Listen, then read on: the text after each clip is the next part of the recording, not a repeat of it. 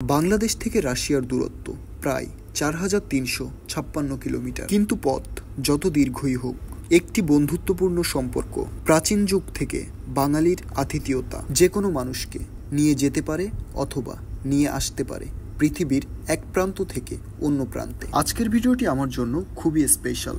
Hello everyone, আমি রবি আছি আপনাদের সাথে। আপনারা যারা মাঝে মধ্যে আমার ছোট ছোট ভিডিওগুলো দেখেন এবং পরিবারের মতো আমাকে সাপোর্ট করেন, তারা হয়তোবা অনেকেই জানেন বাংলাদেশের অপর প্রাকৃতিক সৌন্দর্য এবং বৈচিত্র্যময় সংস্কৃতিকে জানতে আমার প্রিয় বন্ধু হাজার কিলোমিটার পথ অতিক্রম করে ছুটে এসেছে আমাদের এদেশ। আজকের দিনটি ছিল খুবই চমৎকার। নিত্য প্রয়োজনীয় কিছু কেনাকাটার জন্য আমরা সকালের শুরুতেই শপিং এর উদ্দেশ্যে বের হয়ে পড়ি। বাংলাদেশের জেলা ভিত্তিক অঞ্চলে লোকাল মার্কেটগুলোতে সাধারণত ফরেনার অথবা ভিনদেশীদের খুব একটা দেখা যায় না। এ কারণে প্রত্যেকটা দোকানে আমরা যখন গিয়েছিলাম, প্রত্যেকটা দোকানই খুবই আন্তরিক এবং বিনয়ীভাবে আমাদেরকে সম্বোধন করছিল। মজার বিষয় হচ্ছে, আমরা যে দোকানটিতে গিয়েছিলাম, এই আঙ্কেল খুবই চমৎকার একজন লোক, এবং আমরা যখন কোনো পণ্যের দরদাম করছিলাম তখন রাশিয়া থেকে আসা আমার বন্ধু বিষয়টি জানতে চাচ্ছিল। এবং মজার বিষয় হলো, আমার বন্ধু এবং দোকানদার চাচা দুজনেই দরদাম করছিল, কিন্তু কেউই কারো ভাষা বোঝে না। এখান থেকে কিছু কেনাকাটা শেষ করে আমাদের বাসার একদম নিকটে অবস্থিত একটু ঘোরাঘুরির জন্য আমরা একটি রিসোর্টে গিয়েছিলাম। এই পার্কটির নাম Sundarban resort eco park corner, কিন্তু স্থানীয় জনগণের মুখে এটি বারাকপুর পার্ক নামেই পরিচিত। এখানকার মনোরম পরিবেশ আপনাকে মুগ্ধ করবে। এখানকার প্রবেশদ্বারে লতাপাতায় আবৃত সারি সারি হরিণের মাথা মনে হবে জঙ্গলের ভিতর থেকে হয়তোবা উকি দিয়ে আপনাকে দেখছে। এছাড়া বিশাল আকৃতির একটি বাঘও রয়েছে প্রবেশদ্বারে।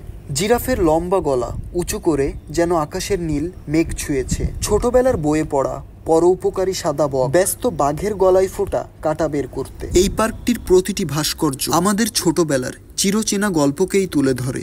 আমি এখানে ভিডিও করার কারণে একটু ব্যস্ত হয়ে পড়েছিলাম এবং জ্যোতি ড্যামেট্রিকে ঘুরিয়ে ঘুরিয়ে প্রত্যেকটি জায়গা দেখাচ্ছিল। আমাদের পরিবারের প্রত্যেকটি মানুষের সাথেই ড্যামেট্রির খুবই বন্ধুত্বপূর্ণ সম্পর্ক। এই পার্কটির একপাশেই অসম্ভব সুন্দর একটি রাশিচক্র রয়েছে, যেখানে চাইলে আপনি আপনার নিজ নিজ রাশির সাথে দাঁড়িয়ে একটি ছবি তুলে নিতে পারবেন। মুসলিমরা যদিও রাশিতে বিশ্বাস করে না, কিন্তু তারপরও আমি মিলিয়ে দেখলাম জন্ম তারিখ অনুযায়ী আমার সিংহ রাশি। রাশিচক্রের একপাশে বেশ বড় একটি ঈগলের ভাস্কর্য রয়েছে। ভিডিও করার ব্যস্ততায় আমি ড্যামেট্রিকে সময় দিতে না পারলেও জ্যোতি ড্যামেট্রিকে বিভিন্ন রকম গাছ এবং ভাস্কর্য সম্পর্কে জানাচ্ছিল। ড্যামেট্রি বাংলাদেশের সংস্কৃতি সম্পর্কে জানার জন্য বেশ আগ্রহী। বিভিন্ন রকম গাছপালা, পশু পাখি এবং আমাদের বৈচিত্র্যময় সংস্কৃতি সম্পর্কে জানতে সে বেশ আগ্রহী। ড্যামেট্রির বাংলাদেশ ভ্রমণ নিয়ে আমরা বেশ উৎসাহিত থাকলেও একই সাথে আমাদের মাঝে একটু দুশ্চিন্তাও ছিল। আর এই দুশ্চিন্তার কারণ রাশিয়ার ভিন্ন আবহাওয়া এবং তাদের খাবার আমাদের দেশের খাবারের থেকে বেশ আলাদা। ডিসেম্বর মাসে ড্যামেট্রি যে সময় বাংলাদেশ ভ্রমণে ব্যস্ত, ঠিক একই সময় তার নিজের দেশ রাশিয়াতে চলছে প্রচন্ড তুষারপাত। আর এই বৈরী আবহাওয়াকে পাশ কাটিয়ে কনক্রিটের জানালার ফাঁকা দিয়ে ভেসে থাকা শাপলা তাকে যেন মনে করিয়ে দিচ্ছিল বাংলাদেশের ভিন্ন প্রকৃতির রূপ।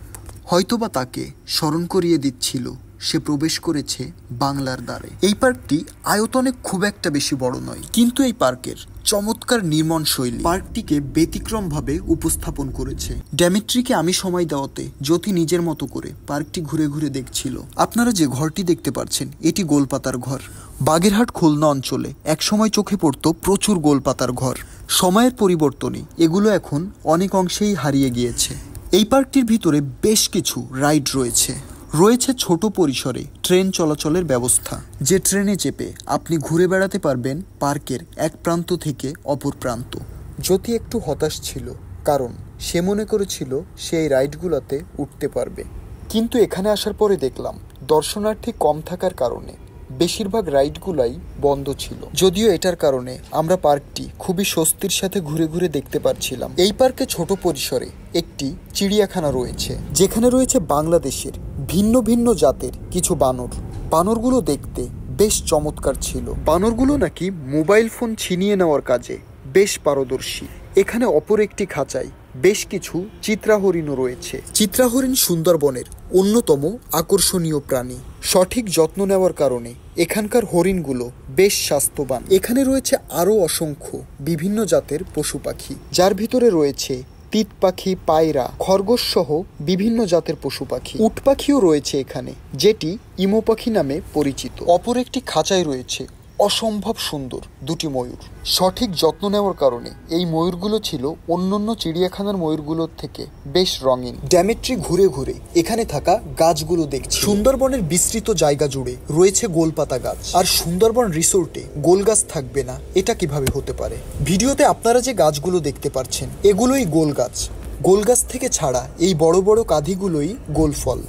গোল ফল দেখতে যেমন সুন্দর, খেতেও সুস্বাদু। গোল গাছ সাধারণত পানিতে জন্মায়, তাই এই রিসোর্টের লেকগুলো খুবই পরিকল্পিতভাবে শাপলা এবং গোলপাতার এক অপরূপ সংমিশ্রণ ঘটানো হয়েছে। এই রিসোর্টে বিশ্রাম নেওয়ার প্রত্যেকটি স্থান চমৎকার সব ভাস্কর্যের আদলে নির্মিত।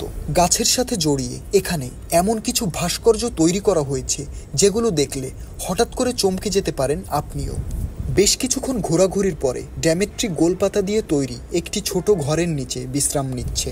এই ঘরের নির্মাণ শৈলী কতটা সুন্দর সেটি আপনি নিজ চোখে না দেখলে বিশ্বাস করতে পারবেন। গোলপাতা দিয়ে তৈরি হয় যেসব ঘর, এ ঘরগুলো সাধারণত গরমে ঠান্ডা এবং ঠান্ডার সময় গরম থাকে। খুলনাতে এ ধরনের ঘরের বেশ কদর রয়েছে। বাংলাদেশ আয়তনে একটি ছোট রাষ্ট্র হলেও এখানকার প্রতিটি জেলাতে রয়েছে আলাদা আলাদা সৌন্দর্য। তাই প্রতিটি অঞ্চলই তার আলাদা আলাদা সৌন্দর্যের বহিঃপ্রকাশ ঘটিয়ে বাংলাদেশের পর্যটন শিল্পকে এগিয়ে নিয়ে যাক আরও বহুদূর। আজকের ভিডিওটি কেমন লাগলো অবশ্যই জানাবেন, এবং ভিডিওটি ভালো লাগলে চ্যানেলটিকে সাবস্ক্রাইব করে পাশে থাকার অনুরোধ রইল। সামনে দেখা হবে নতুন নতুন ভিডিও নিয়ে। ততদিন ভালো থাকবেন, সুস্থ থাকবেন। আল্লাহ হাফেজ।